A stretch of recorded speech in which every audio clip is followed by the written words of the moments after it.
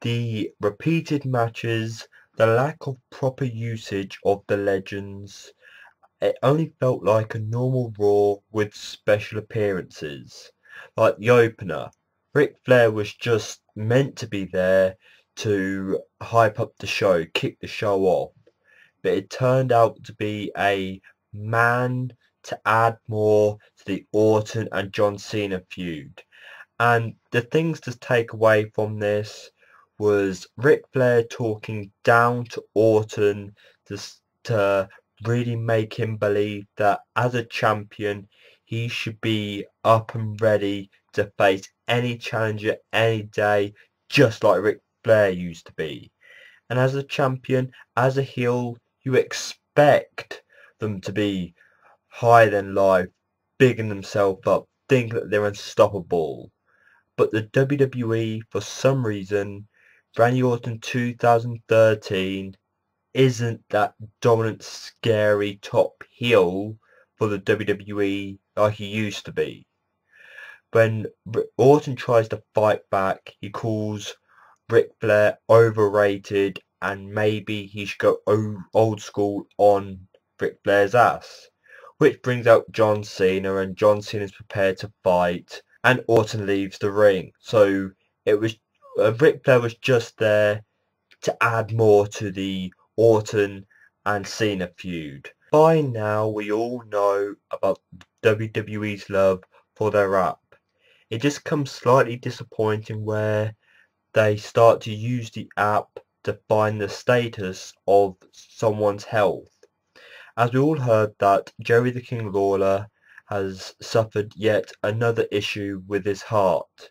And yes, he was said to be okay, but it's still a shame that they're using their app to plug it instead of being respectful and having the commentators speak out loud straight away about Jerry the King Lawler. My thoughts on Daniel Bryan, the Yes Man, being in the Wyatt family now is quite similar to how it felt tonight on Raw. He still feels that he's a bit of an outsider, and later in the night, even though Daniel Bryan got involved in the match to prove that he's good and ready to be in the Wyatt family, we have Luke Harper stepping in, taking Daniel Bryan's place. And even though Daniel Bryan and the Wyatt family lost to Rey Mysterio and the Usos, backstage Daniel Bryan steps up to try and claim his spot as someone who's learning how to be a Wyatt as well as teaching the Wyatts how to be a wrestler and go ahead to win the tag team titles, which Bray Wyatt made a match for next week. Daniel Bryan and Bray Wyatt will be going 2-on-2 against the Usos. Could we see Daniel Bryan yet again being a tag team champion? Because there was a part of me that was thinking maybe the Wyatt family were going to help Daniel Bryan fulfill his dreams again as to become the WWE World Heavyweight Champion and probably have a long and meaningful title run. But instead, he's being involved in a tag team. Maybe this is WWE's way of using Daniel Bryan to put over the Wyatt family, give them the meaningful title wins to build them up before branching off to a Daniel Bryan versus Bray Wyatt feud somewhere down the line. But at the moment in time, I'm going to agree with the WWE. He's still an outsider. Let's see the relationship grow and hopefully more people could get behind this relationship, get behind this tag team, get behind Daniel Bryan's movement with the Wyatt family or the Wyatt family's movement with Daniel Bryan, instead of possibly continue the build-up of Curtis Axel and Ryback as a possible heel tag team. Instead, they're being involved in the Intercontinental title feud, because yet again we see Langston defeat Curtis Axel with Ryback on the commentary. I really don't care. I don't know what the WWE are hoping to achieve from Curtis Axel and Ryback right now, Yes, it's giving Langston a win, but how many times do we need to see this match to get the point that Curtis Axel and Ryback are just not as important as the WWE once wanted them to be? Following Alberto Del Rio's epic win against Sin Cara, no one really cared. He was one of the first wrestlers who went on to mention the Royal Rumble in his promo. He says how he's going to step in the ring this year and throw Batista the Animal over the top rope and then go on to win the Royal Rumble. When we can all guess that Alberto Del Rio will be eliminated by Batista as Batista goes on to head towards the finale of the Rumble. But I don't know why the WWE keep giving us this match, Alberto Del Rio versus Sin Cara, when to be honest, it's a boring match. Sin Cara over the time has been getting good wins, while Alberto Del Rio has become stale and uncared about.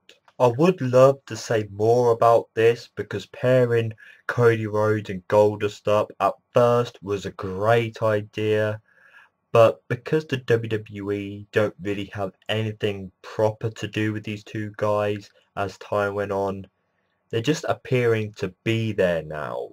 And when they go on to face the Real Americans, beat the Real Americans, because the Real Americans are just not that great, I'm just wondering what could help the Rhodes brothers to regain their glory and to be a interesting tag team once again. Who would you like to see the Rhodes brothers go up and face to either defend their titles against or to lose their titles to? Why did the WWE turn a wrestler like Kane into an authority figure if all he was going to say each and every week he appears on TV is, I agree. I agree. Yes, this week he got a few words in. Yes, I enjoyed his promo towards Brad Maddox. The way he was hinting the monstrous Kane coming back and just taking out Brad Maddox. But he may have been getting stale, running out of ideas for Kane. But this is no better. And the outcome of this was, yes, it was a tease for Kane, but Brad Maddox was announcing a special guest referee for the match between Great Khali and Damien Sandow. And it ended up being Sergeant Slaughter. Khali defeats Sandow. Sandow being a possible wrestler who the WWE could have pushed this year. Maybe it's still going to happen, but I don't see the strength in Damien Sandow growing. We got to see Rajah Singh, Khali and Sergeant Slaughter dancing, a bit of twerking. But, you know, I really feel sorry for Damien Sandow.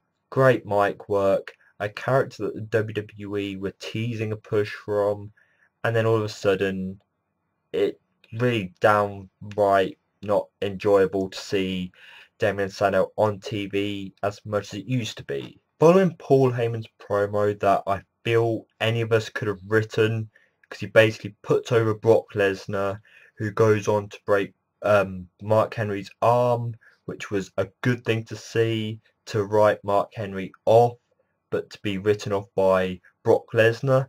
Not a bad idea, makes Brock Lesnar look like a beast.